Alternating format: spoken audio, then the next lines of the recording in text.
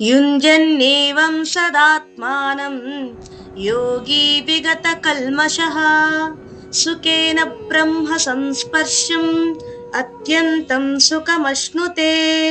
పద అర్థం చూద్దాం రండి. యుంజన్ అభ్యసిస్తూ, ఏవం ఈ విధంగా, సదా ఎల్లప్పుడూ, ఆత్మానం తన మనస్సును, యోగి విగత కల్మషః పాపములు మలినాలు తొలగిపోయినవాడు, సుఖేన సులభంగా, ఆనందంతో, బ్రహ్మ సంస్పర్శం బ్రహ్మ సాక్షాత్కార స్పర్శను, అత్యంతం అత్యున్నతమైన సుఖం ఆనందాన్ని, అశ్నుతే పొందుతాడు.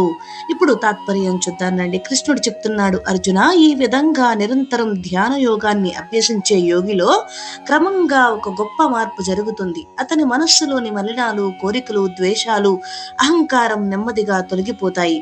అతని హృదయం నిర్మలమవుతుంది. అర్జున, మనస్సు నిర్మలమైనప్పుడు పరమాత్మతో అతనికి అనుబంధం ఏర్పడుతుంది. దానిని బ్రహ్మ సంస్పర్శం అంటారు. అది కేవలం ఒక భావన కాదు, అది ఒక అనుభవం. అర్జున, ఆ అనుభవం కలిగిన తరువాత యోగి పొందే ఆనందం ఈ ప్రపంచంలోని ఏ సుఖంతోనూ పోల్చలేనిది.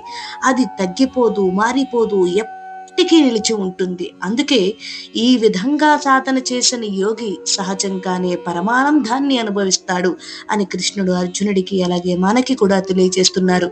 హరే కృష్ణ.